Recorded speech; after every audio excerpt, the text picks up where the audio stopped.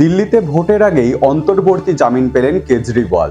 প্রায় 1.5 মাস ধরে টানাপোড়েনের পর ভোটের মাঝেই অবশেষে জামিন পেলেন দিল্লির মুখ্যমন্ত্রী অরবিন্দ কেজরিওয়াল।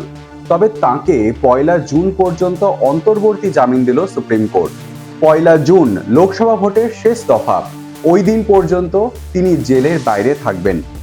2 জুন তাঁকে কারা কর্তৃপক্ষের কাছে আত্মসমর্পণ করতে হবে, নির্দেশ সুপ্রিম কোর্টের।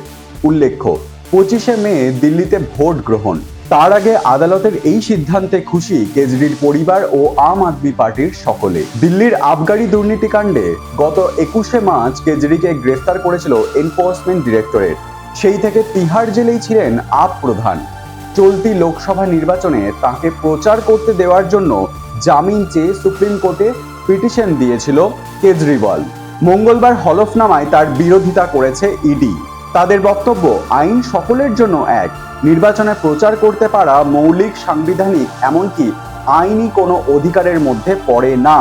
এরপর কেজরির জামিনের আর্জির প্রেক্ষিতে শুক্রবার সুপ্রিম কোর্টের বিচারপতি সঞ্জীব খান্না এবং দীপঙ্কর দত্তের ডিভিশন বেঞ্চে জানিয়েছে, দুটো বিধায়ককে সমান্তরালভাবে করার চেষ্টা না করা হোক। তাকে মার্চ মাসে গ্রেফতার করা হয়েছে, এটা আগে বা পরে করা হতে পারত, আর 21 দিন পরে সেটা হলেও কিছু যেতে আসতো না। তাই 2 জুন কেজরিওয়াল আত্মসমর্পণ করবেন।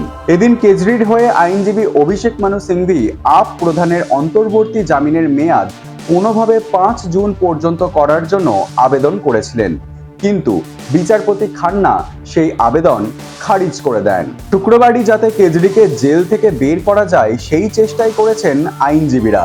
সূত্রের খবর, নিয়ম মেনে সুপ্রিম কোর্টের নির্দেশের পর কেজরির আইনজীবী দায়রা আদালতে যাবেন। সেখান থেকে তৈরি হবে মুক্তির নির্দেশ।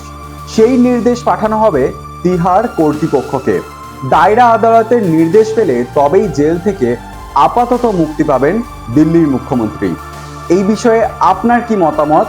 এবং এই যে রাজ্য রাজনীতি চলল এবং এই যে কেজরিওয়ালকে গ্রেফতার, তারপর এই যে অন্তর্বর্তী জামিন, সমস্ত বিষয় নিয়ে আপনার মতামত কি সেটাও জানান আমাদেরকে। আর সাবস্ক্রাইব করুন নিউজ AI 24x7 কে।